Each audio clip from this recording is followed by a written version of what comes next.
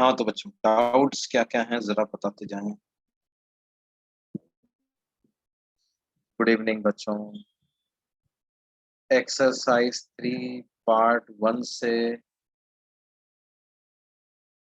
या फिर वो ऑक्शन वाला मेथड करते हैं। Auction method, let us use auction method, right.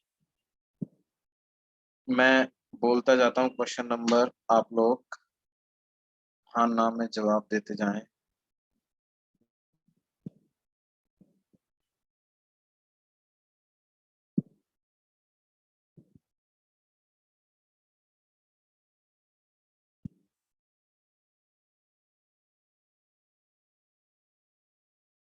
अरे भाई, पहले पार्ट 1 कर लेते हैं ना। पार्ट 1 पार्ट 2 क्या करना है पहले?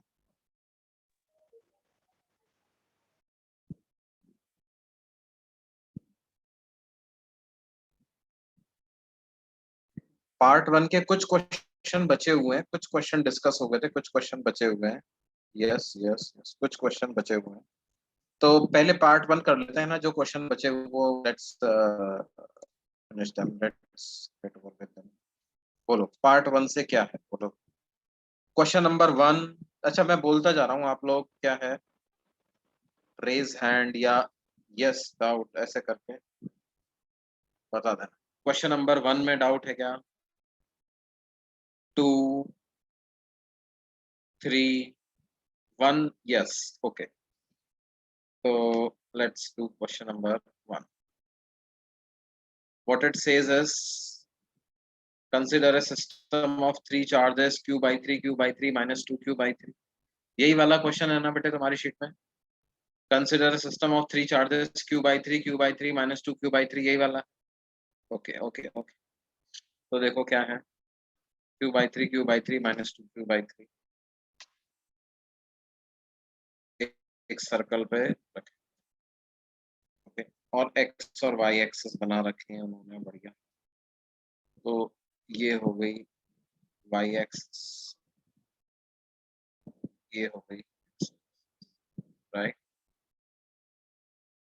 और ये चार्जेस हमारे रखे हुए हैं, एक रखा हुआ है बी ए सी।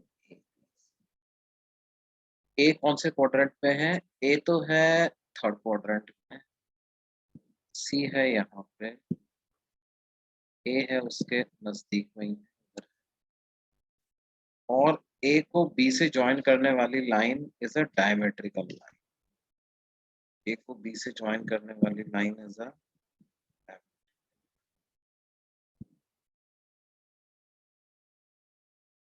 तो ये हो गया ए, ये हो गया बी, और ये हो गया क्या?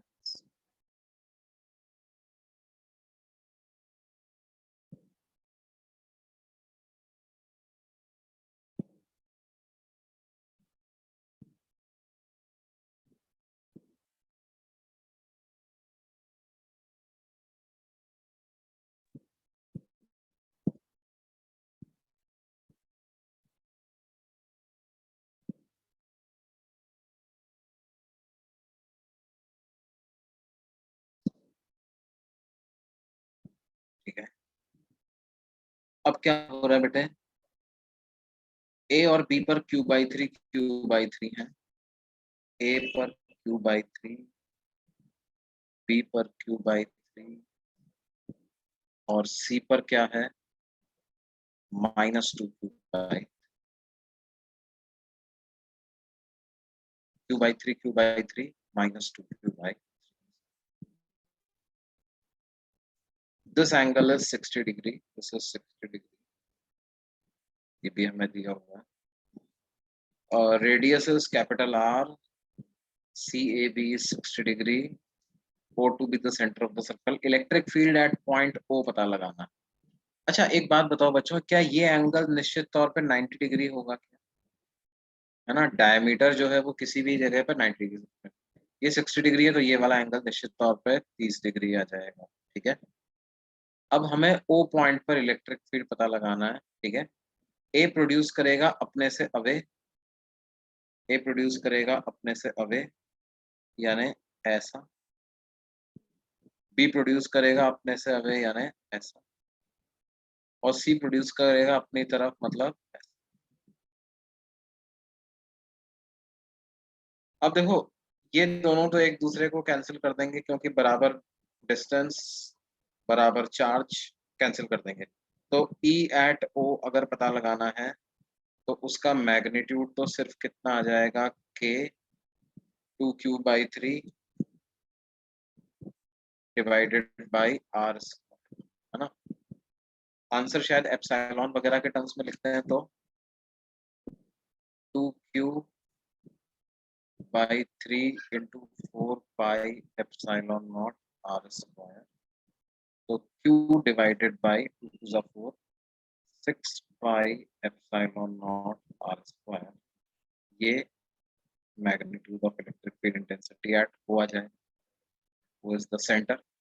और डायरेक्शन क्या आएगी, माइनस आई कैप। तो ई ओ को वेक्टर फॉर्म में लिखना है तो -Q/6 पाई एप्सिलॉन नॉट R स्क्वायर आई कैप, ये ऐसा। ठीक है, अच्छा बाकी ऑप्शंस देखते हैं।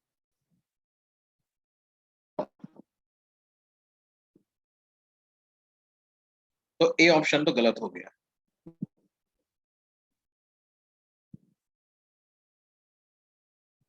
Potential energy of the system, ये पता लगाता है।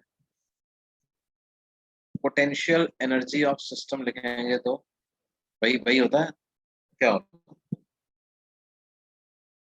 लिख देते हैं उसको तो बड़े आसान से। अच्छा उसके लिए क्या है, मेरे को इनके आपस के सबके बीच की डिस्टेंस बता देंगे। ए और बी के बीच की डिस्टेंस तो पता है मेरे को, 2R, this is 2R, this is fix. तो ये सामने वाली हो जाएगी 2R साइन 60, 2R साइन, मतलब कितना, √3। और ये डिस्टेंस कितनी आ जाएगी, 2R cos 60, यानी के R। तो पोटेंशियल एनर्जी क्या आ जाएगी, ए और बी के लिख देते हैं, के into Q/3 into Q/3 divided by इनके बीच की distance that is 2R, plus K into Q/3 into -2Q/3 divided by R, plus K Q/3 into -2Q/3 divided by √3। तो देखो ये जीरो तो कहीं से कहीं तक नहीं आ रही है, जीरो आ रही है क्या, ना ना ना, जीरो तो नहीं आ रही है। KQ²/18R -2KQ²/9R, और ये √3 यार, तो जीरो तो कहाँ से आ जाएगी, कहाँ से ही आ जाएगी। तो बी ऑप्शन को तो हटा दो। फिर सी क्या है, the magnitude of force between charges at C and B. C और बी, सिर्फ सी और बी, सिर्फ सी और बी का मामला है। तो सिर्फ सी और बी की बात करें, इनके बीच की डिस्टेंस √3R है। तो force between C and B कितना आ जाएगा, सिर्फ मैग्नीट्यूड, तो चार्ज भी बिना साइन के 2Q/3 into Q/3 divided by इनके बीच की डिस्टेंस का स्क्वायर, तो √3R का होल स्क्वायर, तो वो हो जाएगा 3R²। तो क्या हो गया, 2KQ² डिवाइडेड बाई 3 3 9, 9 3 27, तो 27R²। के को चाहो तो 1/4 लिख दो, तो आ जाएगा Q² divided by 54 pi epsilon naught R, Q²/54 pi epsilon naught R।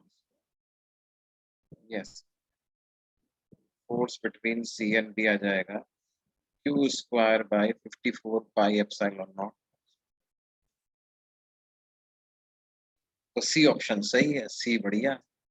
Potential at ओ पता लगाना है, तो पोटेंशियल एट ओ जीरो हो जाएगा बच्चे, पोटेंशियल एट ओ जीरो हो जाएगा। क्यों जीरो हो जाएगा, KQ/3/R प्लस KQ/3/R प्लस के -2Q/3/R। इसका मतलब potential at O will become zero. तो only one option is correct, that is option number C. C answer होगा। समझ में आ गया बच्चों? वन कौन पूछ रहा था? मानस, मानस समझ में आ गया तुमको बेटे? Okay okay, very. Now let's move ahead. Question number, अच्छा ऑक्शनिंग चल रही थी हमारी। Question number two we had already discussed वैसे तो in class, right? Two class में डिस्कस किया। 3, 4, 5, 6, 5, 5, वन टेकर फॉर 5। 5 क्या है भाई? 5 के बारे में हमें दिया हुआ है। अरे अरे अरे भाई साहब, 5 भी डिस्कस किया है हमने। For practical purposes, the Earth is used as a reference at zero potential electrical circuits. Yes, that is correct. We do it. बिल्कुल सत्य बात है। The electrical potential of a sphere of radius capital R with charge Q uniformly distributed on the surface is given by Q by 4 pi epsilon naught R. देखो, statement to correct है ना? Statement to अपने आप में correct है, गलत बात नहीं। एक क्यू चार्ज का पोटेंशियल के क्यू बाई आर होता है, दिस इज करेक्ट। लेकिन ये पोटेंशियल लिखते समय हम अज्यूम करते हैं कि इन्फिनिटी का पोटेंशियल जीरो है। Assuming the potential of infinity as zero, potential के Q by capital R sphere का आता है, ये बात सही है। तो अब आप स्टेटमेंट टू को स्टेटमेंट वन को एक्सप्लेन करने के लिए यूज नहीं कर सकते।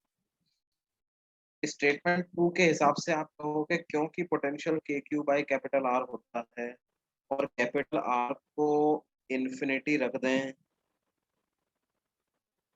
तो पोटेंशियल जीरो हो जाएगा। अरे भाई ऐसे क्या?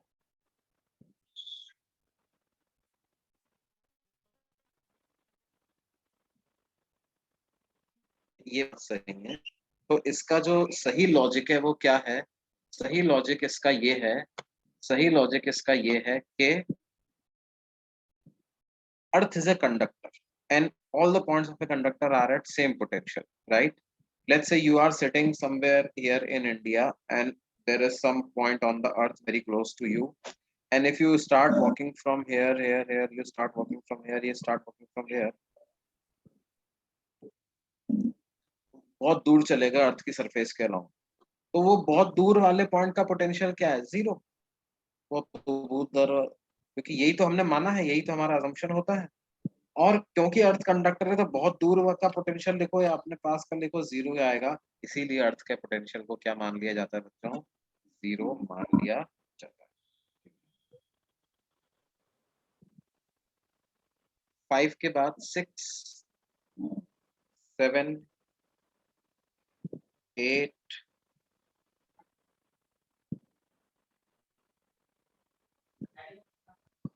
9, 10, 10, 10. Here is one taker. 10 में एक बच्चे को डालो।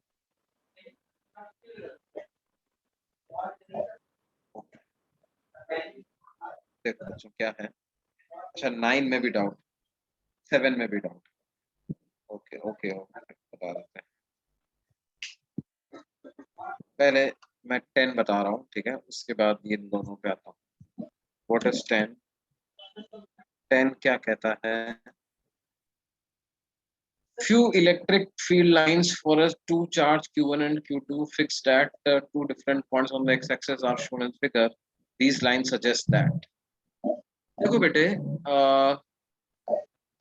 अगर मैं एक छोटा सा स्फेयर Q1 के अराउंड बनाऊं और छोटा सा स्फेयर Q2 के अराउंड बनाऊं, तो मतलब डेंसिटी फील्ड लाइंस की किसके पास ज्यादा है? Q1 के पास ज्यादा है ना?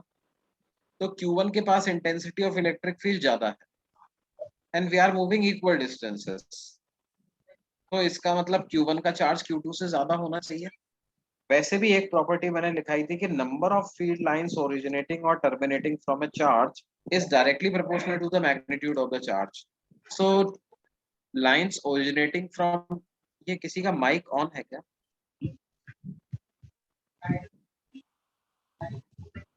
हाँ किसी का माइक ऑन है, बंद करो, बंद करो।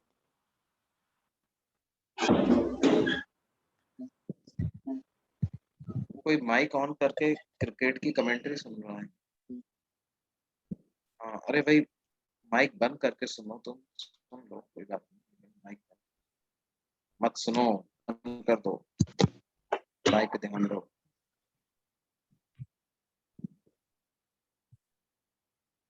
देखो, तो बेटे ये 10th क्वेश्चन जो पूछ रहा था, मैं ध्यान, बेटे क्या समझ में आ गया? मॉड Q1 मॉड Q2 से बड़ा होना चाहिए, मॉड Q1 मॉड Q2 से बड़ा होना चाहिए, नंबर ऑफ फीड लाइंस ज्यादा निकल रही है वहां से, है ना? और अगर ऐसा हो गया तो अब इलेक्ट्रिक फील्ड कहाँ पे जीरो हो पाएगा? अच्छा एक बात और, Q1 पॉजिटिव है और Q2 नेगेटिव, Q1 पॉजिटिव और Q2 नेगेटिव, ठीक है?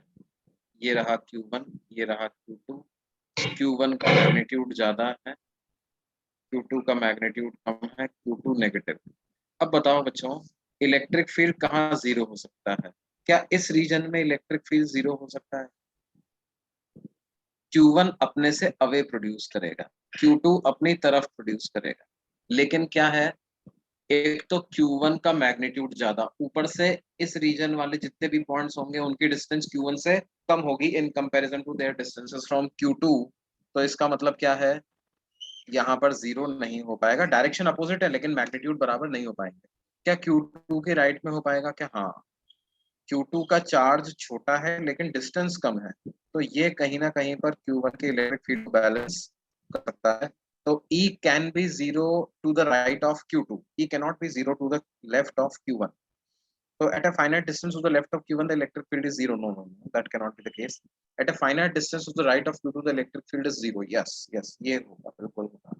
तो समझ में आ गई बच्चों, Q1 के राइट पर। उसके बाद एक बच्चे ने क्वेश्चन पूछे हुए थे, क्वेश्चन नंबर 9th और क्वेश्चन नंबर 7th भी पूछे हुए हैं। क्वेश्चन नंबर 9th में क्या है बच्चों? A solid sphere of radius capital R has a charge Q distributed in its volume with charge density rho equal to KR की पावर A। अरे भाई, अरे भाई,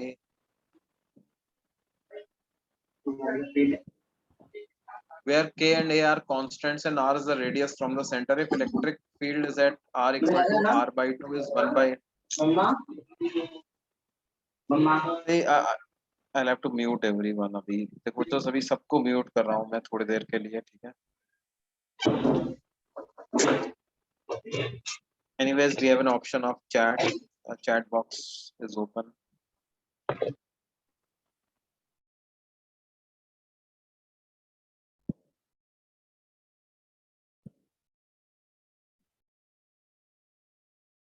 Q is total charge. Radius is R.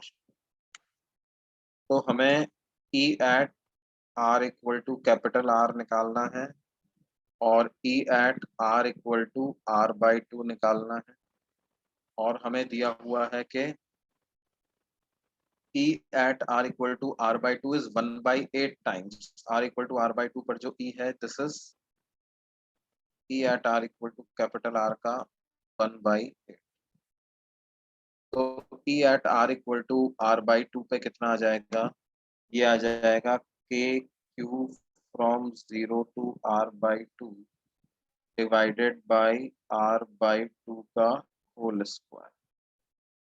तो ये आ जाएगा 4K by R square into integration of के R की power A 4 pi R square D R from 0 से R by 2। देखो R by 2 पे आपको अगर इलेक्ट्रिक फील्ड पता लगाना है तो वो R by 2 के अंदर अंदर जो चार्ज है वही चार्ज R by 2 पर इलेक्ट्रिक फील्ड प्रोड्यूस करेगा।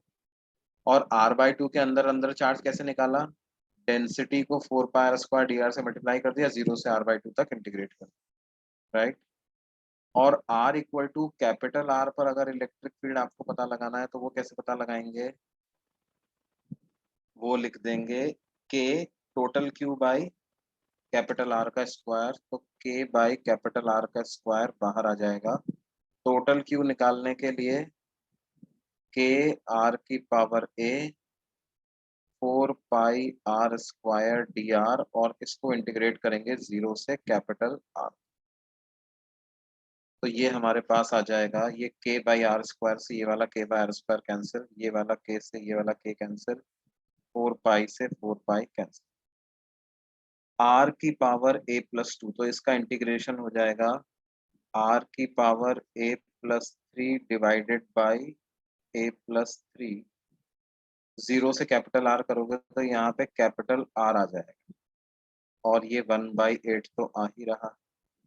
और उधर करोगे तो वो भी आर की पावर ए प्लस 2 इंटीग्रेशन हो जाएगा आर की पावर ए प्लस 3, यानी r/2 की power A plus 3 divided by A plus. तो r की पावर ए प्लस 3 से r की पावर ए प्लस 3 कैंसिल हो जाएगा, तो आपके पास क्या आ गया, 1/8 इज इक्वल टू 1/2 की पावर ए प्लस, राइट, ऐसा आ जाएगा, है ना। अच्छा, एक एक और भी कुछ फोर वोर भी है क्या इधर? हाँ, इधर एक एक फोर भी है, एक फोर भी है इधर, एक फोर भी है। तो ये 32 आ जाएगा, तो आ जाएगा 2 की power A plus 3 is equal to 32। तो 32 को तो 2 की पावर 5 लिख सकते हैं, तो 2 की power A plus 3 equal to 5, यानी ए इक्वल टू 2s। क्या ये बात समझ में आती है कुछ? Please explain again, please explain again. भाई देखो क्या है, इस पॉइंट पर इलेक्ट्रिक फील्ड निकालना है, तो इसके बाहर जो चार्ज है वो यहाँ पर इलेक्ट्रिक फील्ड प्रोड्यूस नहीं करेगा, और ये वाला चार्ज कितना इलेक्ट्रिक फील्ड प्रोड्यूस करेगा, के अंदर जितना भी चार्ज है क्यू डिवाइडेड बाय इस डिस्टेंस का square. Now this distance is r/2 का स्क्वायर, के अंदर जितना भी चार्ज है डिवाइडेड बाय r/2 का स्क्वायर। अंदर कितना चार्ज है वो इस प्रकार से इंटीग्रेशन से कैलकुलेट किया, और r equal to capital R पर कौन इलेक्ट्रिक फील्ड प्रोड्यूस करेगा, उसके लिए पूरा प्रोड्यूस करेगा। तो के जो भी 0 से कैपिटल आर तक चार्ज है डिवाइडेड बाय r², और इस पूरे का 1/8 यहाँ पर है, इक्वेट किया आंसर।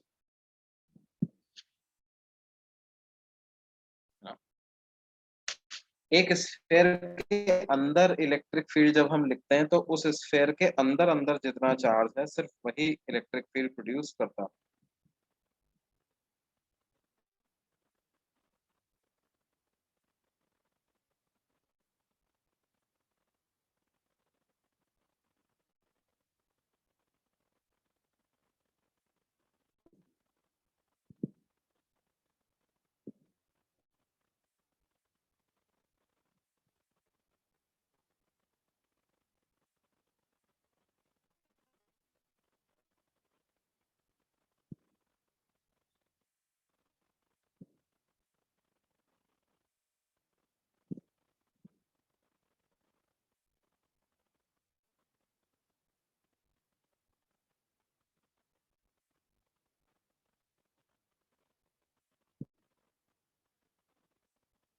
अच्छा, उसके बाद है क्वेश्चन नंबर 7। क्वेश्चन नंबर 7 क्या है बेटे?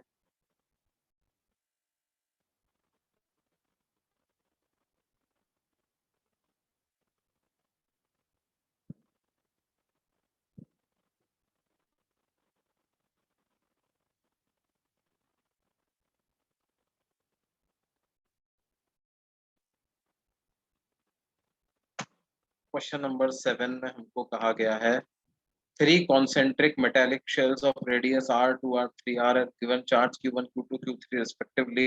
It is found that surface charge densities on the outer surface of the shells are equal. देखो, तीन शेल्स हैं, एक की रेडियस है r, दूसरे की है 2r, और तीसरे की है 3r, राइट। और हमें क्या बोल रहे हैं कि r 2r, इन पे चार्ज हैं Q1 Q2 Q3। अब देखो चार्ज कैसे कैसे डिस्ट्रीब्यूट होंगे। इनर शेल की इनर सरफेस पर जीरो चार्ज आ जाएगा, पूरा का पूरा चार्ज बाहर चला जाएगा। यहाँ Q1 है तो यहाँ -Q1 आ जाएगा, तो बाहर Q2 + Q1 आ जाएगा। यहाँ -Q1 -Q2 आ जाएगा, तो बाहर Q3 + Q1 + Q2 आ जाएगा। ऐसा आ जाएगा। आउटर की आउटर पर Q1, आउटर के आउटर पर सेकंड वाले के आउटर पर Q1 + Q2, आउटर मोस्ट के आउटर मोस्ट पर Q1 + Q2 + Q3। ये बोल रहे हैं आउटर सरफेसेस की सरफेस चार्ज डेंसिटी बराबर है।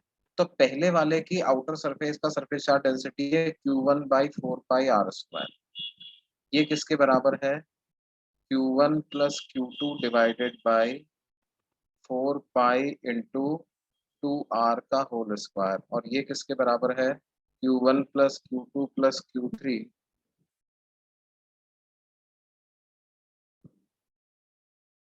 डिवाइडेड बाय 4π इंटू 3r का होल स्क्वायर।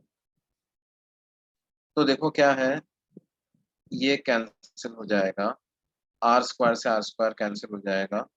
तो 4 टाइम्स Q1 बराबर होगा Q1 + Q2 के। इसका मतलब 3Q1 = Q, यानी एक इक्वेशन तो ये आ गई आपके पास।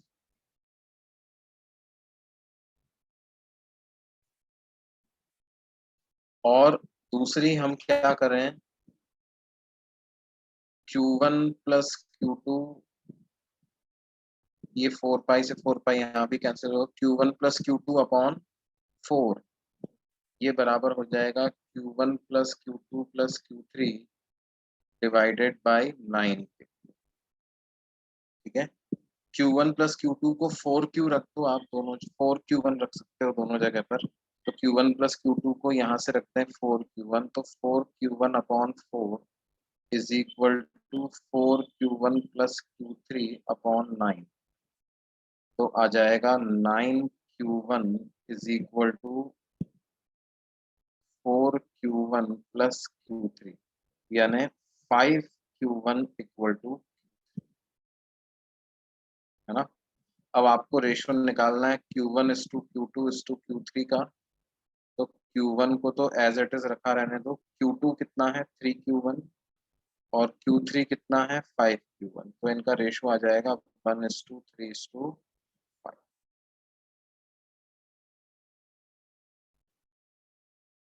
क्या ये बात समझ में आती है बच्चों?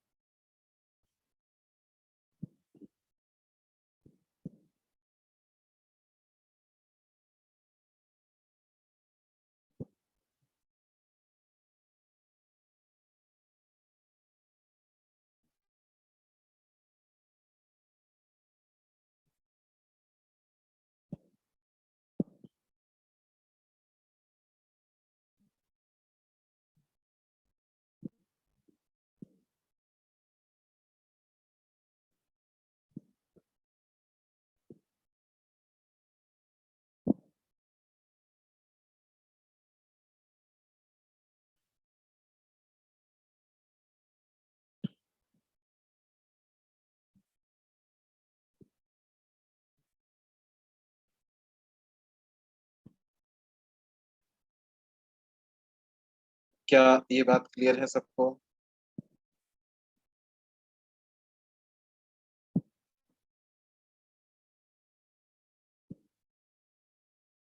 वो हमें कैसे समझा कि चार्ज इस तरह से डिस्ट्रीब्यूट होगा? अरे भाई ये मैंने बताया था ना, कंडक्टर की प्रॉपर्टी लगा करके। इनर सरफेस पे कितना चार्ज रखा होता है? Negative of the charge in the cavity, है ना। तो क्योंकि कंडक्टर के सरफेस मतलब कंडक्टर की बॉडी के अंदर इलेक्ट्रिक फील्ड इंटेंसिटी 0 होती है, तो इसका मतलब चार्ज एनक्लोज भी 0 होना चाहिए।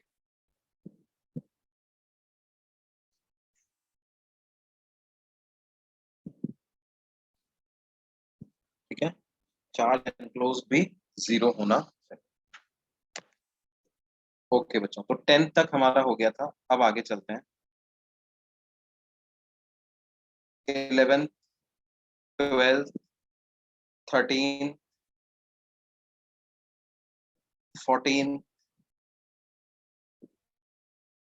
Which one? 15th या 14th? अच्छा 11, 14, 11th में डाउन, 12th में भी डाउन, नो डाउन।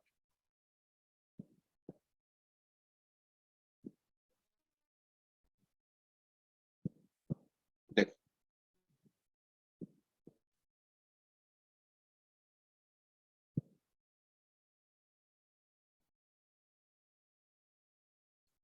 पहले 11th देखते हैं।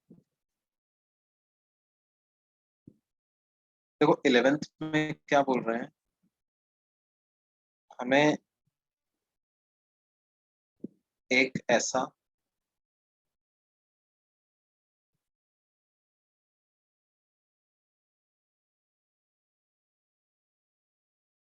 दो शेल्स से मिलके बना हुआ एक स्फेयर दिया, ठीक है। दो शेल, दो शेल को अलग अलग शेल है, ये एक दूसरे को रिपेल कर ही रहे होंगे, रिपेल कर रहे होंगे, तो उनको ये बोल रहे हैं कि साहब इतना फोर्स लगा करके इनको हमें ज्वाइन करके रखना पड़ रहा, इतना फोर्स लगा करके हमें इनको ज्वाइन करके रखना पड़ रहा।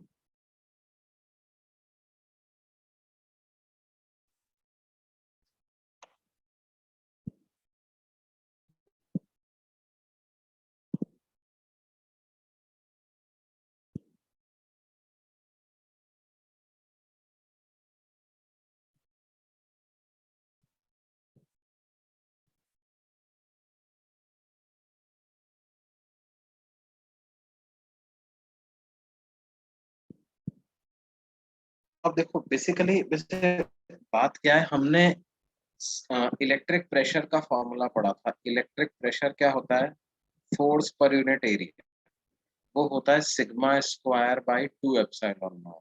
तो अगर मैं कोई डीए एरिया कंसिडर करूं तो इस एरिया पर ऐसे रेडियली आउटवर्ड डायरेक्शन में फोर्स लग रहा है sigma square by 2 epsilon naught into D, है ना। हर जगह पर sigma square by 2 epsilon naught into D, इस तरह से फोर्स लग रहा है, ठीक है। अब हमें ये टोटल फोर्स निकालना है, इस पे कितना लग रहा है। तो बेटे ध्यान दो कि ये फोर्स को जब ऐड करेंगे तो सिर्फ ये वाला कंपोनेंट ही ऐड होगा, ये जो परपेंडिकुलर वाले कंपोनेंट हैं ये तो कैंसिल हो जाएंगे, दीज विल कैंसिल। तो रिजल्टेंट फोर्स, इन सारे फोर्स का रिजल्टेंट इसी डायरेक्शन में आने वाला है। तो हम क्या करेंगे, इस sigma square by 2 epsilon not को, तो कांस्टेंट है, और इंटीग्रेशन ऑफ डीए नहीं करना मेरे को, इस पूरे का एरिया नहीं लेना, इस एरिया का जो प्रोजेक्शन आ रहा है वो लेना है, सिर्फ प्रोजेक्टेड एरिया लेना है, राइट। कौन सा प्रोजेक्टेड, जिस डायरेक्शन में कंपोनेंट निकाल रहे हैं उसके परपेंडिकुलर प्लेन में प्रोजेक्टेड एरिया लेना है। तो projected area pi R square आएगा। तो दोनों हेमिस्फेरिकल शेल्स पे जो फोर्स रहेगा वो आएगा sigma square by 2 epsilon naught into pi are.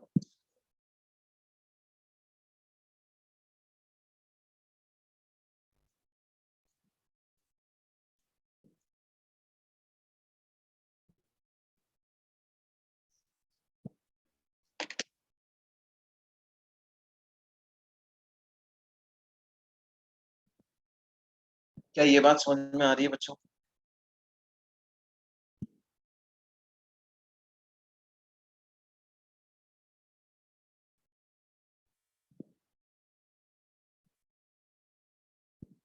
और 12th में देखो क्या है,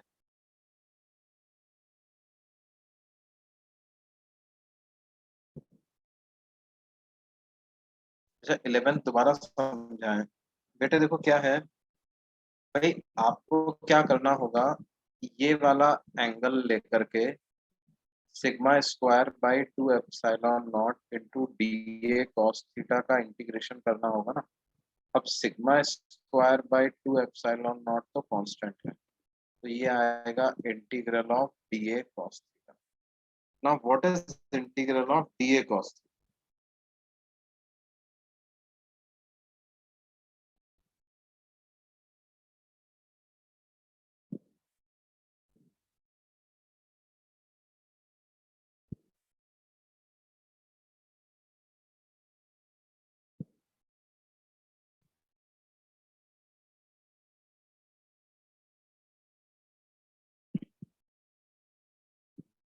ठीक है, अब ये integral D A cos theta को अगर इंटीग्रल डी ए करते हैं अपन तो वो 2 पाई आर स्क्वायर आ जाता, लेकिन डी ए कॉस थीटा कर रहे हैं, इसका मतलब क्या है, ये जो कर्व एरिया है, इस कर्व एरिया का हम इसके परपेंडिकुलर डायरेक्ट मतलब इस प्लेन पर प्रोजेक्शन ले रहे हैं, इस प्लेन पर प्रोजेक्शन ले रहे हैं, तो इस कर्व एरिया का इस प्लेन पर प्रोजेक्शन कितना आ जाएगा, पाई आर स्क्वायर, तो आ जाएगा sigma square by 2 epsilon naught into pi are.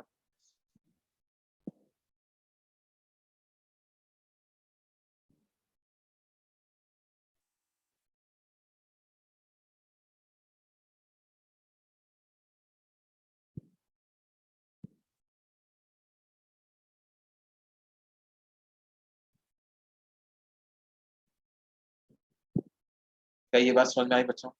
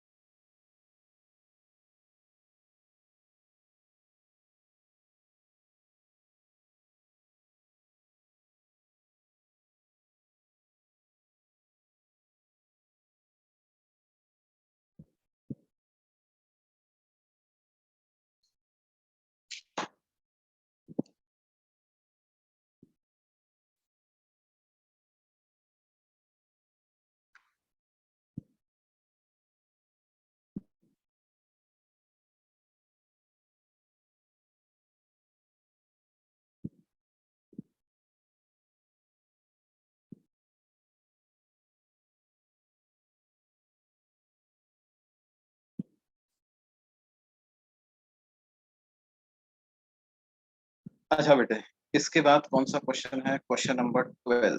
तो क्वेश्चन नंबर 12 की बात करते हैं। क्वेश्चन नंबर 12 में हमें दिया हुआ है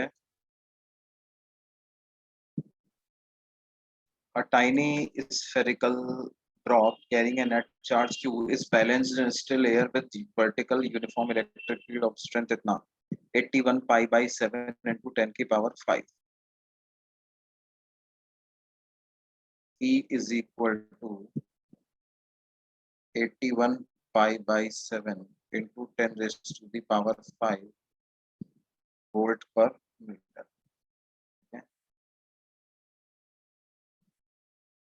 और इसका चार्ज है,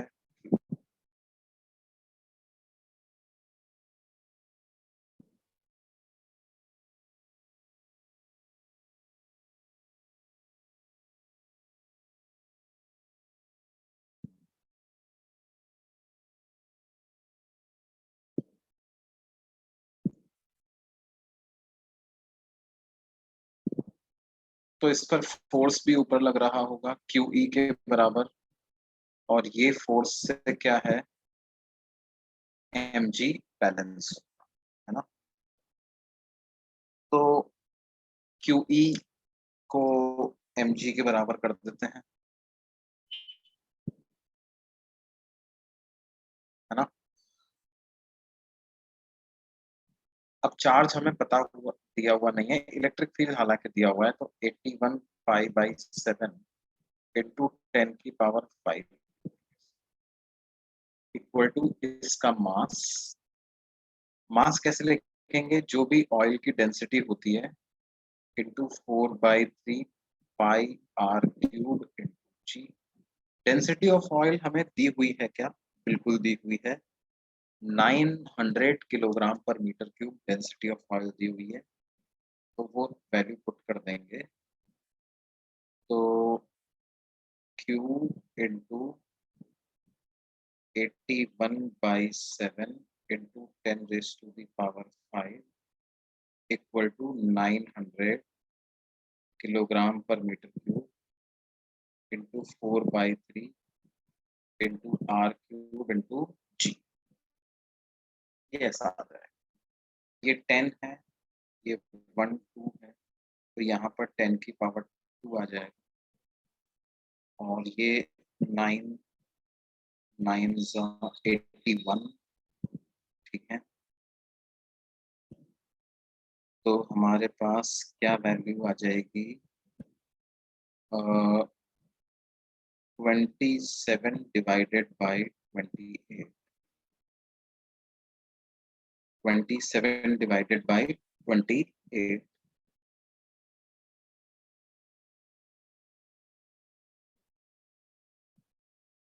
इंटू 100 इंटू क्यू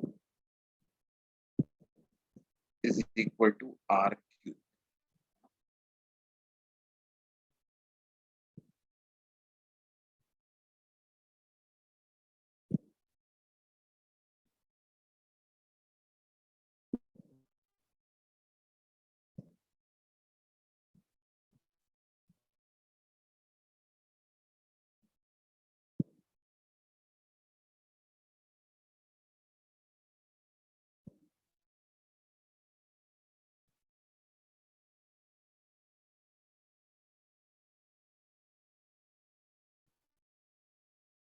ये एक इक्वेशन आ गई। एक और इक्वेशन क्या बनाएंगे हम, देखो ये बोल रहे हैं कि जब फील्ड स्विच ऑफ करते हैं तो drop is observed to fall with terminal velocity of इतना। देखो बेटे, ये टर्मिनल वेलोसिटी का कॉन्सेप्ट क्या होता है, इलास्टिसिटी विस्कोसिटी चैप्टर में आता है ये, शायद मैंने पहले बताया था। जी को 9.8 लेने को बोला है क्या, अच्छा अच्छा अच्छा, ओके ओके ओके ओके, तो जी को 9.8 ले लेते हैं। जी को 9.8 ले लोगे तो क्या होगा, बदल देते हैं। ये आ जाएगा Q into 81/7 into 10⁵ equal to 900 into 4/3 into R cube into 9.2। ये 3 अभी कैंसिल मत करो, इसको कैंसिल होगा भी नहीं ठीक से, कोई मतलब नहीं है, इसको चाहो तो कैंसिल कर दो, ये 100 300 और 2 0 कैंसिल होकर के यहाँ 10⁻³ आ जाएगा, और 3 से ये कैंसिल होकर के 27।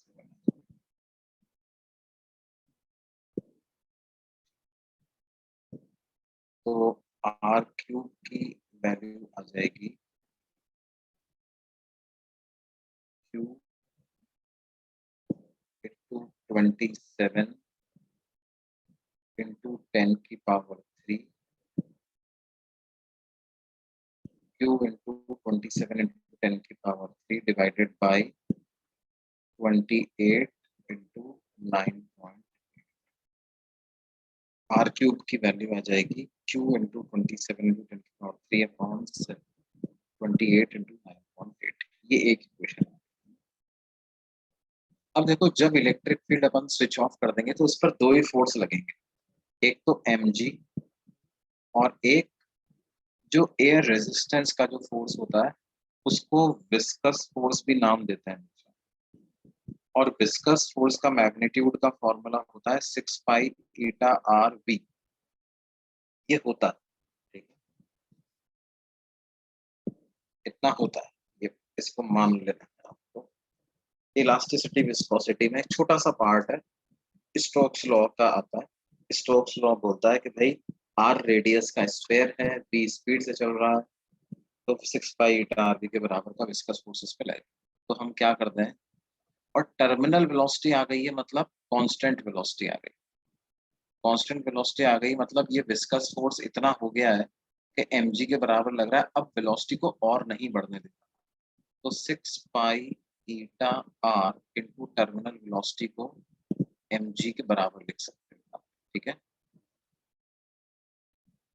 mg के बराबर लिख सकते हो। और mg तो qe के बराबर भी, mg was also equal to qe। तो what I can do is 6 pi eta R की टर्मिनल को मैं QE के बराबर लिख देता हूँ, Q, QE। अब इन सब की वैल्यू पुट करता चला जाऊं। ईटा की वैल्यू हमें कुछ दी हुई है, कितना दिया हुआ है, 1.8 इंटू 10 की पावर -5, तो 1.8 इंटू 10 की power minus into R, R की आर जाएगा इंटू वी टर्मिनल की जगह वी टर्मिनल आ जाएगा। कितना दिया वी टर्मिनल के वाले में दिया हुआ है 2 इंटू 10 की पावर माइनस, ये बराबर आ जाएगा किसके, क्यू पी के। क्यू, क्यू पता नहीं है, ई पता है, ई कितना है 81 पाई/7 इंटू 10 की पावर,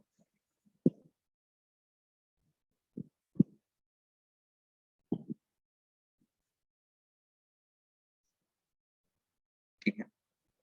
तो ये क्यू और आर में ऐसा रिलेशन और आ जाएगा हमारे पास। तो अब देखो इसको कैसे, पाई पाई कैंसिल कर दो और यहाँ से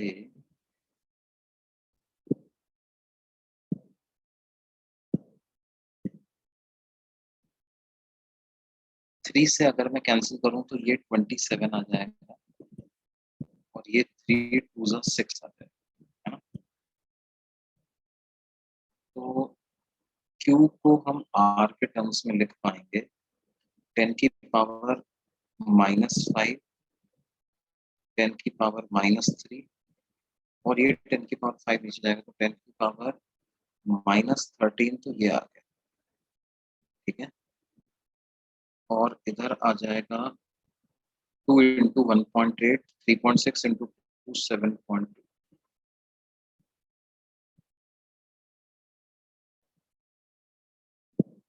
इंटू 7 डिवाइडेड बाई 27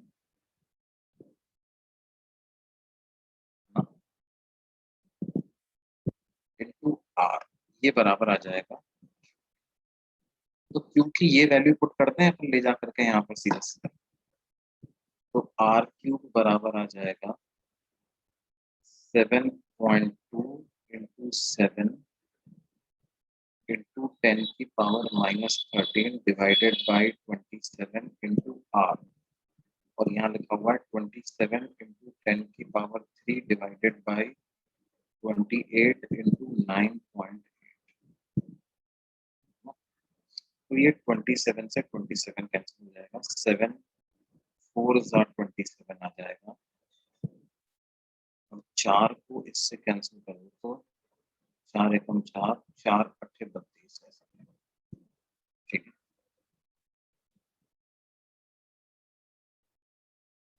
और 10 की पावर -13 और 10 की पावर 3, तो ये कैंसिल होकर के 10 की पावर -16, राइट। और आर यहाँ से कैंसिल होकर के आर स्क्वायर, तो आर स्क्वायर की वैल्यू आ जाएगी 1.8 डिवाइडेड बाई 9.8 इंटू 10 की पावर -16, 1.8 डिवाइडेड बाई 9.8 10 की पावर -16, ये आर स्क्वायर की ऐसी वैल्यू आ जाएगी।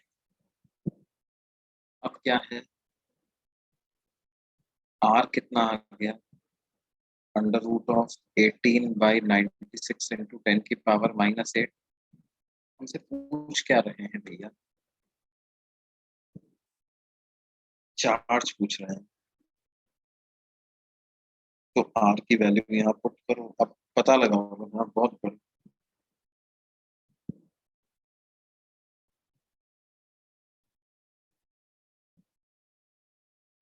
9.8 है, 9.8 है, बिल्कुल सही।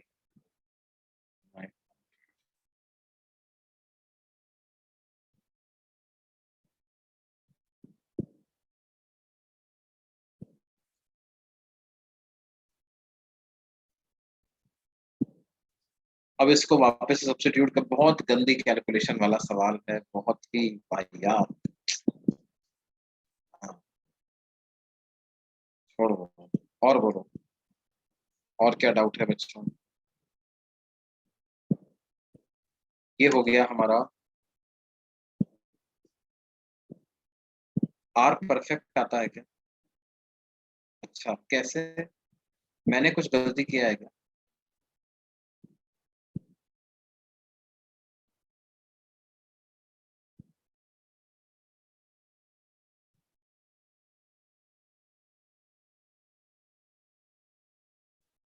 अच्छा, ऐसा हो रहा है कि 9/49 हो जाएगा क्या ये? है? क्या बात कर रहे हो? अरे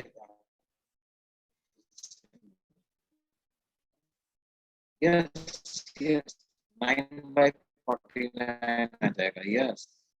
तो ये आ गया 3/7। तो चार्ज की क्या वैल्यू आ जाएगी? चार्ज आ जाएगा 10⁻⁻13 इंटू 7.2 इंटू 7 डिवाइडेड बाई 27। और आर की वैल्यू आ गई 3/7 इंटू 10⁻⁻8। अरे वाह, 7 से 7 कैंसिल हो गया, 3 9 ज़ा 27, ये 0.8 आ जाएगा। तो क्यू की वैल्यू आ जाएगी 8 इंटू 10⁻, 13 और 8 21 -22। 8 इंटू 10⁻⁻22। क्या ये सही है?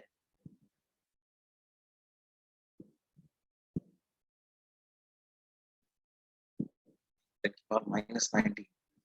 फिर कुछ गलती कर दिया।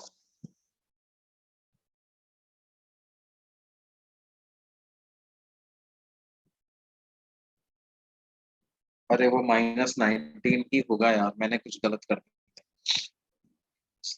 ठीक, देख।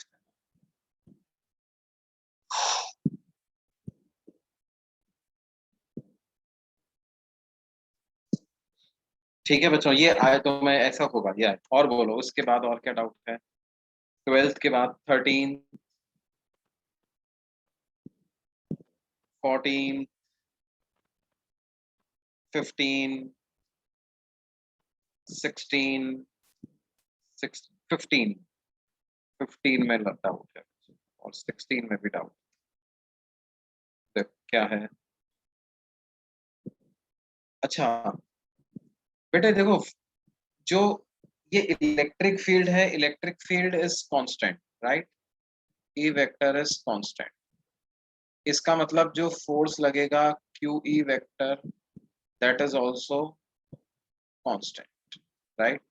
Q E vector is also constant. अब क्या होगा? देखो, कांस्टेंट फोर्स कभी भी टाइम पीरियड ऑफ एसएचएम को अफेक्ट नहीं करता है। Constant force does not affect time period of SHM.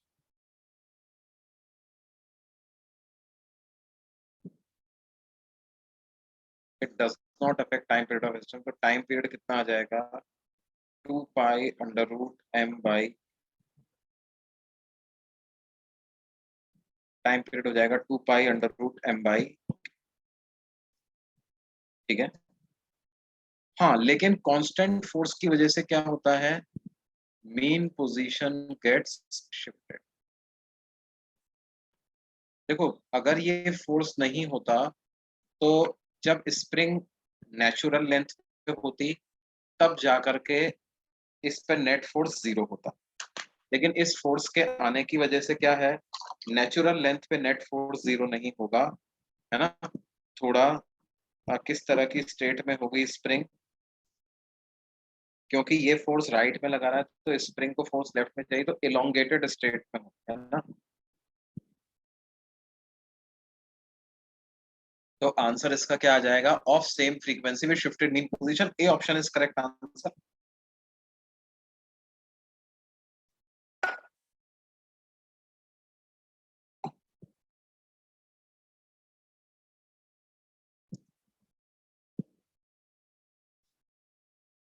Amplitude में चेंज क्या आएगा, एम्पलीट्यूड में चेंज की कुछ बात की गई है क्या? एम्पलीट्यूड में चेंज की बात ही नहीं की गई बेटा, किसी भी ऑप्शन में एम्पलीट्यूड के बारे में कोई बात ही नहीं की गई।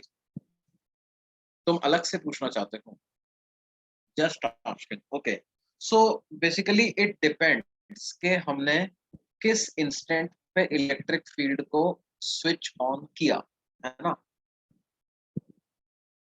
फॉर एग्जाम्पल जैसे particle was passing through mean position, right, मतलब मीन पोजीशन मतलब नेचुरल लेंथ से पास हो रहा था, और वहां पे मैंने इलेक्ट्रिक फील्ड को स्विच ऑन कर दिया, तो क्या होगा, वहां पर अभी कुछ वेलोसिटी है that is omega into old amplitude A, right, वहां पर वेलोसिटी है omega into old amplitude A, but now this position suddenly becomes non mean position, तो यहाँ पर मैं अब वेलोसिटी को लिखूंगा ओमेगा अंडर रूट ए स्क्वायर माइनस जो एक्स नॉट है उसका square, right, and this is new amplitude, this is new amplitude. तो मेरे पास, अच्छा ओमेगा इज सेम, तो ये ऐसा आ जाएगा, तो A square is equal to A dash square minus X naught square, तो ए डैश स्क्वायर की वैल्यू आ जाएगी A square plus X naught square, ऐसा आ जाएगा। Now this I am assuming that I switched on the electric field just at the moment when the particle was passing through its mean position, मतलब natural length, old mean position. Now अगर मान लो electric field मैंने switch on किया होता कब, जब particle अपनी पुरानी एक्सट्रीम पोजीशन पे पहुंच गया है, तो वहां पर वेलोसिटी जीरो है, तो अभी भी जीरो है ना, लेकिन अब मेन पोजीशन, अब देखो डिपेंड करेगा कि आपने इलेक्ट्रिक फील्ड वाली डायरेक्शन वाली एक्सट्रीम पोजीशन पर स्विच ऑन किया है या उसके अपोजिट डायरेक्शन वाली मेन पोजीशन, है ना। जैसे मान लो इलेक्ट्रिक फील्ड है इस डायरेक्शन में, ये पोजीशन नेचुरल लेंथ है, और नेचुरल लेंथ से ए डिस्टेंस पीछे जाता था, ए डिस्टेंस आगे जाता था, है ना। अब मान लो मैंने क्या किया, यहाँ पर भी वेलोसिटी जीरो थी, यहाँ भी वेलोसिटी जीरो थी, ठीक है, मैंने इस जगह पर, अभी तक इलेक्ट्रिक फील्ड नहीं था, इलेक्ट्रिक फील्ड नहीं था, अभी तक इलेक्ट्रिक फील्ड नहीं था, मैंने क्या किया, यहाँ पर इलेक्ट्रिक, जब ये यहाँ पे आया तो इलेक्ट्रिक फील्ड स्विच ऑन कर दिया और इस डायरेक्शन में स्विच ऑन कर दिया। अब इलेक्ट्रिक फील्ड इस डायरेक्शन में स्विच ऑन कर दिया, तो अब ये मीन पोजीशन नहीं रहेगी, मीन पोजीशन ये रहेगी, और एक्सट्रीम तो यही रहेगी क्योंकि वेलोसिटी जीरो है, तो एम्पलीट्यूड कम हो गया, तो अब जो है वो ऐसे ऐसे ही ऑसिलेट। और अगर मान लो यहाँ पर आप, जब पार्टिकल यहाँ होता तब जा करके इस डायरेक्शन में इलेक्ट्रिक फील्ड स्विच ऑन करते, तो मीन पोजीशन ये हो जाती है और एक्सट्रीम पोजीशन ये, तो एम्पलीट्यूड इतना हो जाता, तो फिर इतना इतना ऐसे चलता, ठीक है। तो all the answer to whether there will be a change in amplitude or not, or will it increase or will it decrease, it will all depend on at what instant you switch on the electric field, right? बात समझ में आ रही है बेटे? Okay, okay. So this was question number 15 14 में भी कुछ लोगों ने डाउट पूछा, 14 में भी डाउट पूछा है ना, नहीं 16 में पूछा है, 16 में पूछा है, और एक बच्चे ने 13 में भी पूछा है, पहले 16 बता देता हूँ फिर 13 पे आते हैं। 16 क्या है बच्चों, which of the following statements is are correct, if the electric field due to point charge varies as itna instant, the Gauss law will still be valid, no, the Gauss law in that case will not be valid, है ना, Gauss law is valid only because A is inversely proportional to 1 by r square. देखो जब आप एक charge देखो Gauss law derive करते समय हमने जो सबसे पहली बात सीखी थी वो क्या सीखी थी? एक पॉइंट चार्ज लिया था और हमने कहा था कि एक spherical shell of radius r में से फ्लक्स निकालो, पॉइंट चार्ज उसके सेंटर पे रखा था। तो हमने कहा था यहाँ पर E होता है के क्यू बाई आर स्क्वायर और फ्लक्स निकालना है तो E को एरिया से मल्टीप्लाई करो तो ये हो जाएगा K Q by R square into 4 pi R square. तो आर स्क्वायर से आर स्क्वायर कैंसिल हो गया, के की वैल्यू 1/4 pi epsilon naught Q 4 pi, तो ये आ जाएगा क्यू बाई एप्सिलॉन नॉट। कितना फ्लक्स है याद है? हमने कहा था फ्लक्स रेडियस के इंडिपेंडेंट आ गया, इसका मतलब बड़ा रेडियस लो छोटा रेडियस लो सेम फ्लक्स पास होगा। क्या इसमें 1/r² क्रिटिकल है या बोलो? अगर ये 1/r² की जगह 1/r2.5 होता तो क्या r का फैक्टर पूरी तरह से कैंसिल हो पाता? r का फैक्टर पूरी तरह से कैंसिल नहीं हो पाता। तो this is very important, 1/r² is very important, ठीक है? इसके बिना गॉस लॉ वैलिड नहीं होगा, ठीक है? अगला अगला ऑप्शन क्या है? अगला ऑप्शन बी ऑप्शन में बोलते हैं कि तो इसका मतलब will still be valid. A option is incorrect. A is not the answer. B की बात करते हैं. The Gauss law can be used to calculate field distribution around an electric dipole. No, no, no, no, no. देखो मैंने बताया था कि Gauss law से आप फ्लक्स तो निकाल सकते हो, लेकिन इलेक्ट्रिक फील्ड तभी निकालोगे जबकि सिमेट्री हो, है ना? अब डाइपोल में सिमेट्री नहीं होती है, एक तरफ नेगेटिव चार्ज ज्यादा है एक तरफ पॉजिटिव चार्ज है, there is a lack of symmetry definitely in dipole. तो डाइपोल के लिए आप गॉस लॉ लगा सकते हो, गॉस लॉ से फ्लक्स निकाल सकते हो, लेकिन फ्लक्स से इलेक्ट्रिक फील्ड नहीं निकाल सकते। सिर्फ सिमेट्रिक चार्ज डिस्ट्रीब्यूशन जैसे शेल का निकाल सकते हो, सॉलिड स्फीयर का निकाल सकते हो, इनफाइनाइटली लॉन्ग लाइन चार्ज का निकाल सकते हो, इनफाइनाइटली लार्ज शीट का निकाल सकते हो, सिमेट्रिक का निकाल सकते हो, एसिमेट्रिक वालों का नहीं निकाल सकते। तो बी ऑप्शन भी गलत है। सी क्या है? If the electric field between two point charges is zero somewhere, then the sign of the two charges is the same. Yes, definitely, definitely, definitely. C is correct. The work done by external force in moving a unit positive charge from A to BA to BB is BB minus BA. Unit positive charge को ए से B move करवाने में external agent को work बीबी minus B करना पड़ेगा, provided change in kinetic energy zero. ऐसा लिख देते तो आनंद ही आ जाता, तब तो डी निश्चित तौर पे सही हो जाता। ऐसा नहीं लिखा, इस ना लिख करके इन्होंने डाउट में डाल दिया है, तो इसलिए मैं इसको सही नहीं कहूंगा। काइनेटिक एनर्जी तो जीरो होना चाहिए, वरना एक्सटर्नल एजेंट का वर्क तो कुछ भी हो सकता है भैया। इसलिए क्या है, डी को भी मैं गलत ही मानता हूँ, सी ही आंसर होगा। अरे अरे अरे, सी तो सही है ना यार, सी में क्या डाउट है तुमको? अरे बेटे, देखो ये बोल रहे हैं कि दो चार्ज हैं, एक Q1 है एक Q2 है, इनके बीच में इलेक्ट्रिक फील्ड जीरो है। अगर एक पॉजिटिव एक नेगेटिव हो गया तो जीरो हो पाएगा क्या? पॉजिटिव प्रोड्यूस करेगा अपने से, अवे नेगेटिव प्रोड्यूस करेगा अपनी तरफ, ई कैसे जीरो होगा? अरे भाई, उन्होंने मैग्नीट्यूड को इक्वल कर दो ना, तो समवेयर बोल रहे हैं, वैसे भी वो क्या बोल रहे हैं, वो बिल्कुल समवेयर बोल रहे हैं, they are not saying exactly at the mid point, right? Somewhere मतलब the point is they cannot be of opposite nature, they have to be of same nature. If E is zero in this region, if somewhere E is zero, they have to be of same nature, either both positive or both negative, right?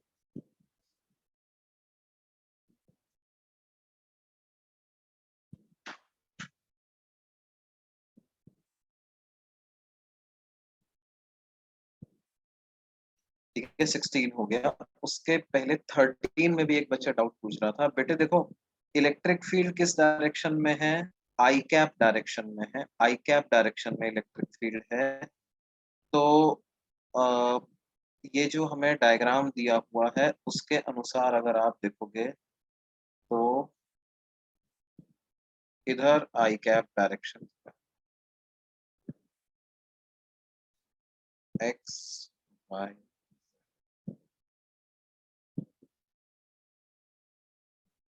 Sorry उल्टा कर दिया, इधर z दिया है, इधर y।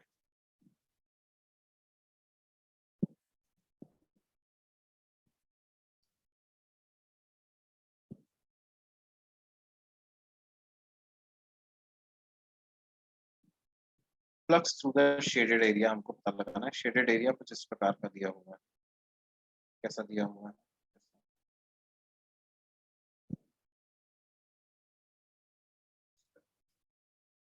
और ई x direction दिया हुआ है, इधर भी है। तो हम क्या करें, इस एरिया का प्रोजेक्शन इस वाले प्लेन में पता कर लें, इन वाई जेड प्लेन, ई के परपेंडिकुलर प्लेन वाई जेड, है ना। तो इसका प्रोजेक्शन पता करोगे तो क्या होगा, कुछ ऐसी जैसी सरफेस बन जाएगी, रेक्टेंगुलर सरफेस, है ना। तो ये वाला कोऑर्डिनेट निकाल लो, इस पॉइंट का जेड कोऑर्डिनेट निकाल लो। इस पॉइंट का जेड कोऑर्डिनेट ए दिया हुआ है, ये तो ए है ही, तो ये ए हो गया, ये भी ए हो गया, तो E naught A square answer आ जाएगा। Answer will be E naught A. क्यों बच्चों?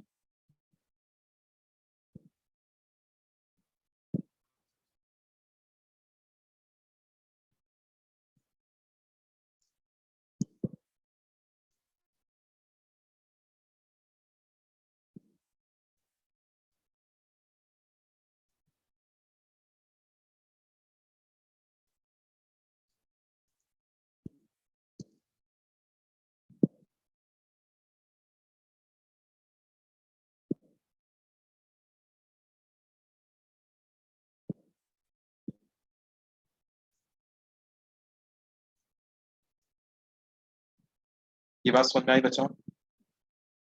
प्रोजेक्टेड एरिया का कॉन्सेप्ट समझ में आया? ओके ओके, ठीक।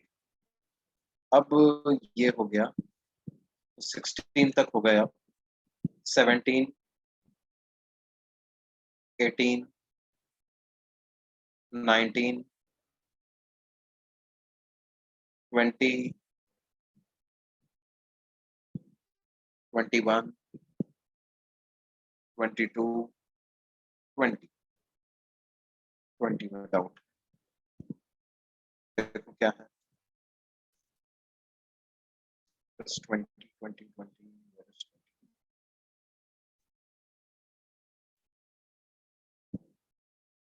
अच्छा बेटे, इस तरह का क्वेश्चन तो हमने किया हुआ है ना। रो और माइनस रो डेंसिटी वाला रीजन है और ओवरलैपिंग में पता लगाना है, तो इस तरह का क्वेश्चन हमने किया हुआ। ये एक स्फेयर और ये एक, ठीक है, इसमें चार डेंसिटी है रो, और इसमें चार डेंसिटी है कितना, माइनस। और हमें ये वाला जो शेडेड रीजन है, इस शेडेड रीजन में हमको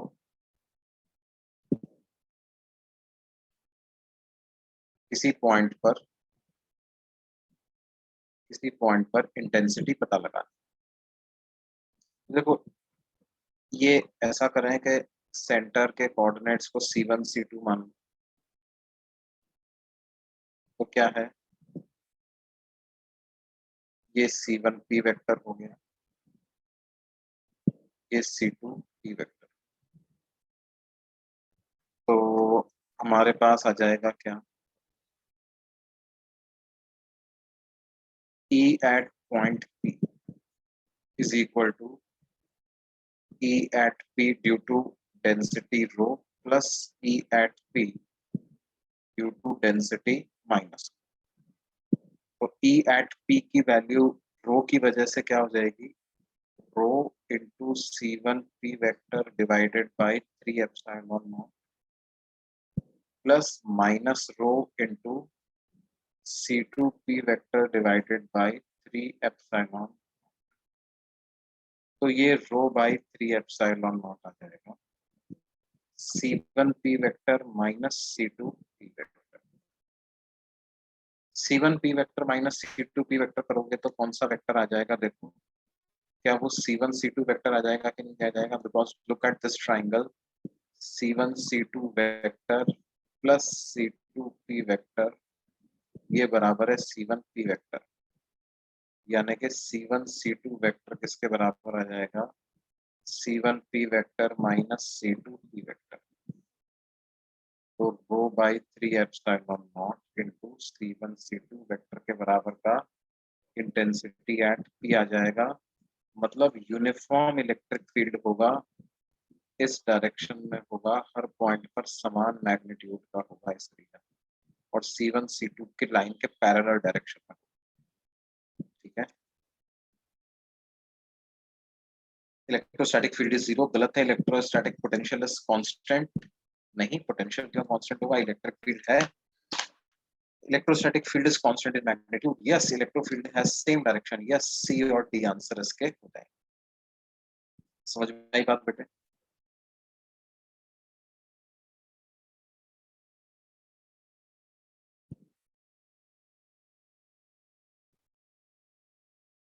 ओके, 21, 22, 23, 23 के फोर्थ ऑप्शन में एक बच्चे को डाउट है। देखो क्या है 23 का fourth option, let's see what is this. 23 का फोर्थ ऑप्शन, फोर्थ ऑप्शन मतलब S option.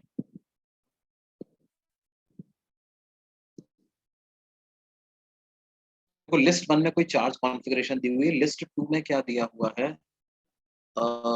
List 2, the direction of forces on charge q is given in list 2, right? और q चार्ज कैसा है? पॉजिटिव। ओके, ओके, ठीक कर देते हैं, ये ऐसा, राइट? और ये इसके परपेंडिकुलर बाइसेक्टर।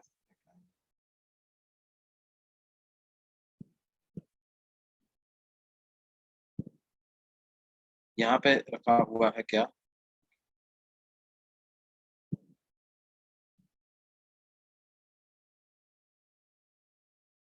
और चार्जेस हैं Q1 Q2 Q3 Q1 Q2 Q3 Q4, ये चार्ज।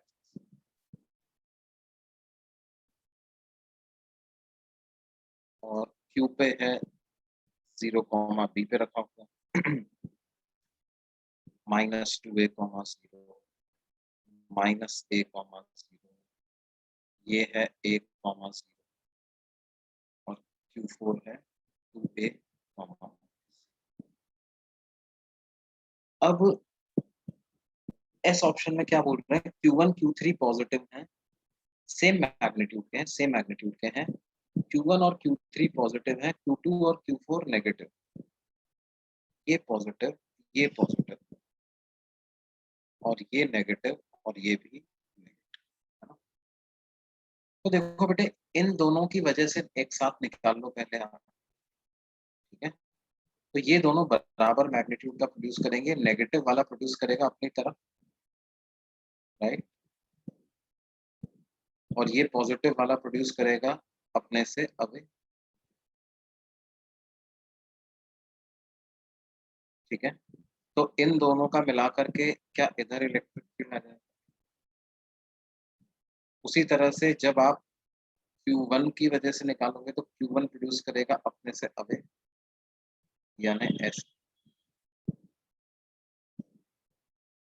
और Q4 प्रोड्यूस करेगा अपनी तरफ, मतलब एस। तो रिजल्टेंट कुछ इस डायरेक्शन में है।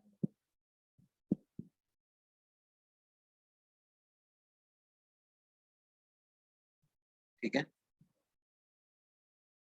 अब देखो बेटे क्या है कि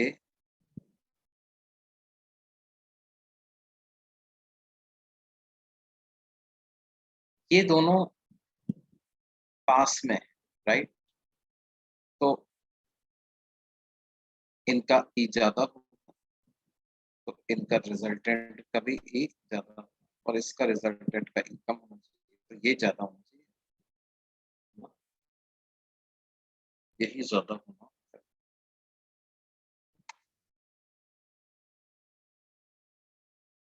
तो किधर आंसर आएगा इसका? नेगेटिव एक्स आना चाहिए।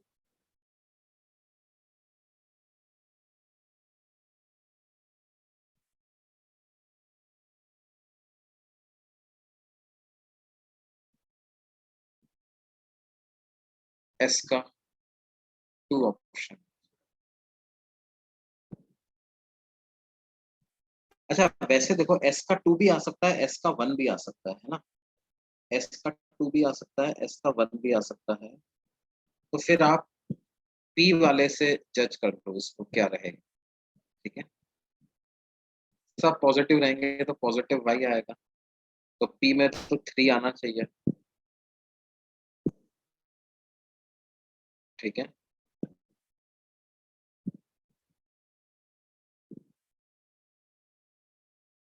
तो इसलिए ए आंसर हो जाएगा इसका। समझ में आई बात?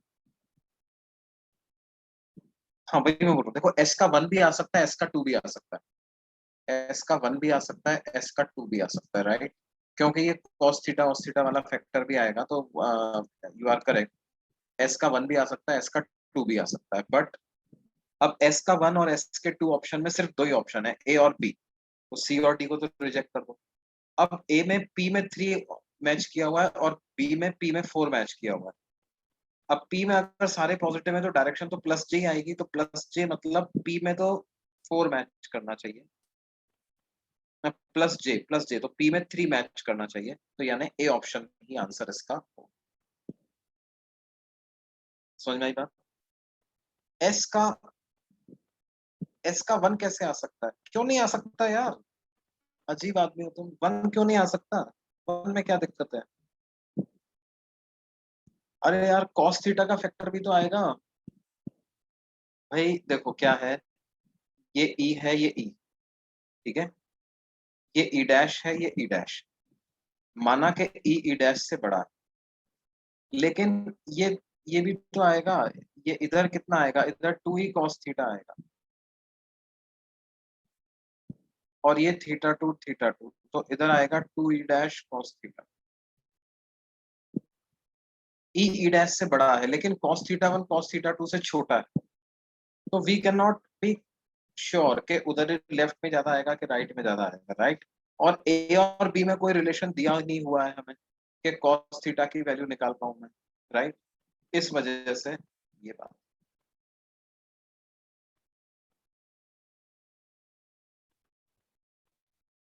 समझ में आई बात बच्चों? मतलब समझ गए ना तुम क्या है? क्योंकि क्या है, हाँ मैं समझ गया तुम्हारा डाउट क्या था, तुम्हें लग रहा था यार ये वेक्टर तो बड़े हैं, तो इधर ही वाला ही लेफ्ट वाला ही ज्यादा आना चाहिए, right?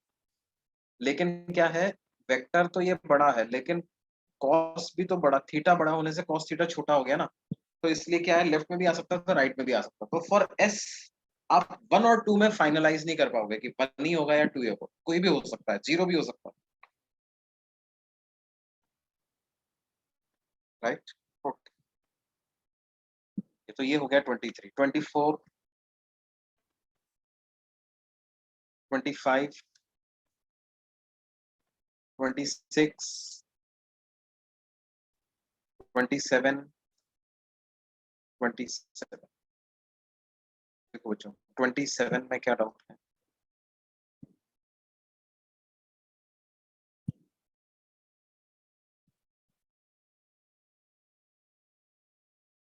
A point charge q is placed just outside an hemispherical surface of radius r।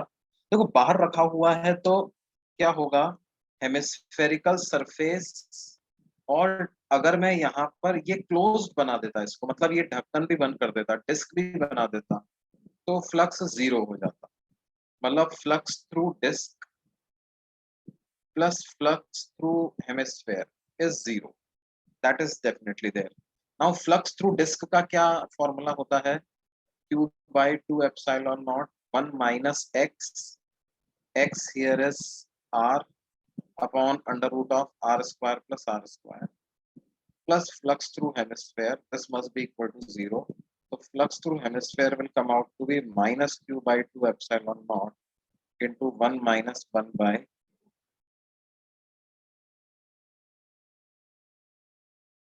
ये बात समझ में आई बेटे?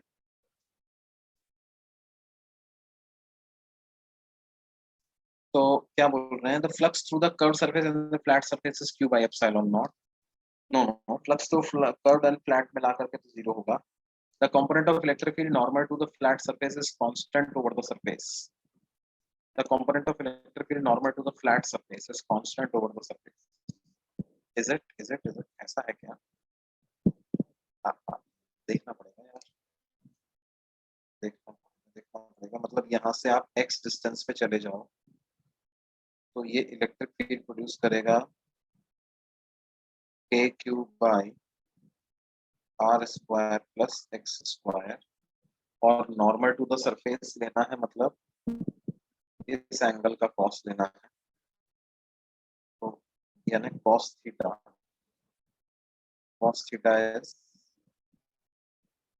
what is cos theta? Cos theta is r upon r square plus x square to power 1 by 2. No, no, no, no, it is not constant. It is not constant. It is not constant, right? Constant तो नहीं है. Component of electric field non is constant. No, it is not constant. The circumference of flat surface is an equipotential body. No, no, no, no, no. Circumference. Yes, circumference is equipotential. Circumference is equipotential. Yes. Circumference का तो सब points बराबर बराबर distance पे ही है ना. Circumference का तो सब पॉइंट बराबर बराबर डिस्टेंस पे है. मतलब रूट टू सब जगह से distance root two R C option से. Electric flux passing through the curve surface of hemisphere is इतना. यस, ये मैंने कर्व सरफेस से फ्लक्स तो निकाला ही है. सी डी आंसर आ जाएगा. क्लियर हुआ अच्छा? 27 क्लियर हुआ? कौन पूछ रहा था भाई 27 क्लियर हो गया? ओके. 28,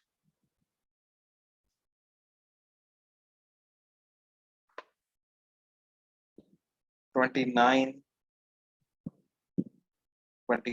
29 क्या है? Particle of mass 10 की power -3 किलोग्राम charge इतना initially at rest at t equal to the particle comes under the influence of force इतना. Consider the effect of only electric force on the particle, then the maximum speed in meter per second attained by the particle at the subsequent time. अरे बेटे तो देखो क्या हो गया, ये तो SHM करेगा पार्टिकल, है ना? SHM करेगा, रेस्ट पे है, t equal to 0 पे रेस्ट पे है ना?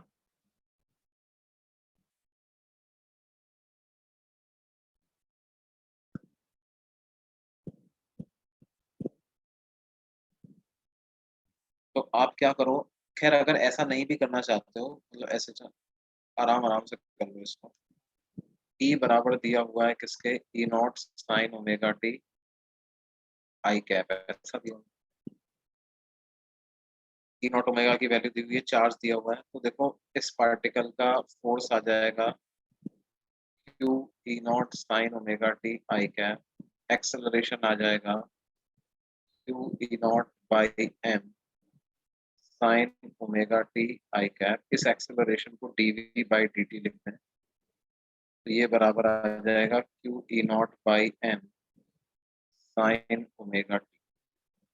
तो dv बराबर आ जाएगा Q E naught by m sine omega T dt. इसको इंटीग्रेट कर दो आप, इंटीग्रेट कर दो 0 से b तक और इसको 0 से b. तो v equal to minus q e naught by m omega sine omega t का इंटीग्रेशन होता है -1 by omega cos omega t. तो कॉस ओमेगा टी माइनस 1. तो v की वैल्यू आ जाएगी q e naught by m omega into 1 minus cos omega. अब maximum value क्या होगी जब ये पाई बाय 2 टी को पाई बाय 2 ओमेगा रखो, तो v मैक्स आ गया q e naught by m, ये मैक्स। ये बात समझ में आती है बच्चों? ये वी मैक्स कितना हो जाएगा?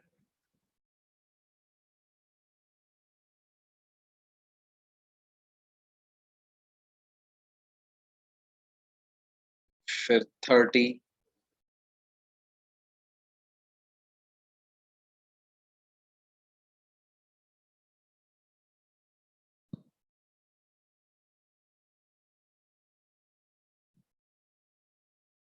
Okay.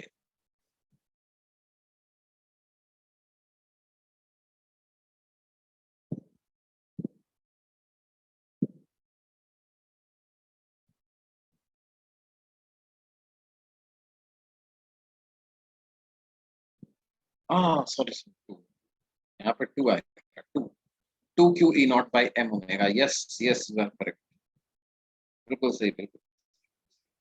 When cos omega t is -1, then the speed will be maximum, बिल्कुल सही बात।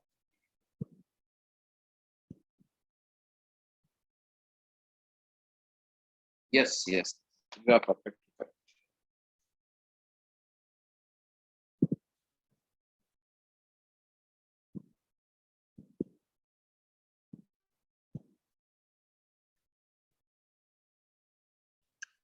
ठीक है बच्चों, तो बाकी फिर हम अगली क्लास में इसको डिस्कस करते हैं, है ना?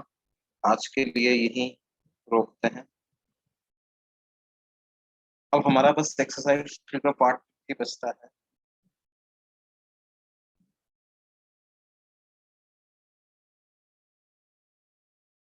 कल मिलते हैं फिर हम, है ना? See you tomorrow.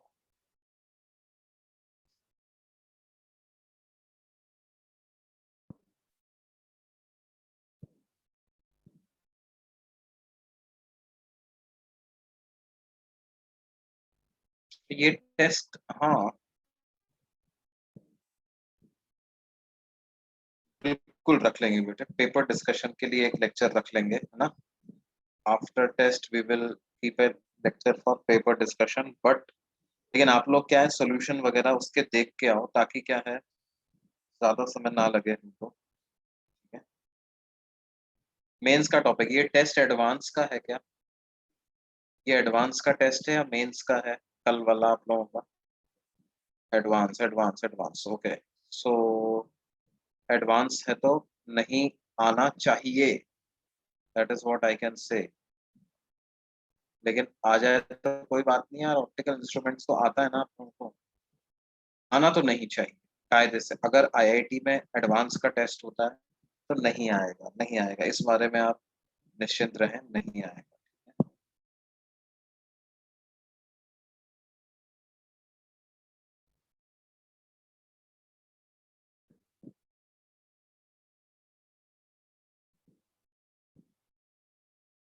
लेकिन अपने इंटरनल टेस्ट में कुछ लोग टाल देते हैं, पूरी बदमाशी कर देते हैं, टाल देते हैं।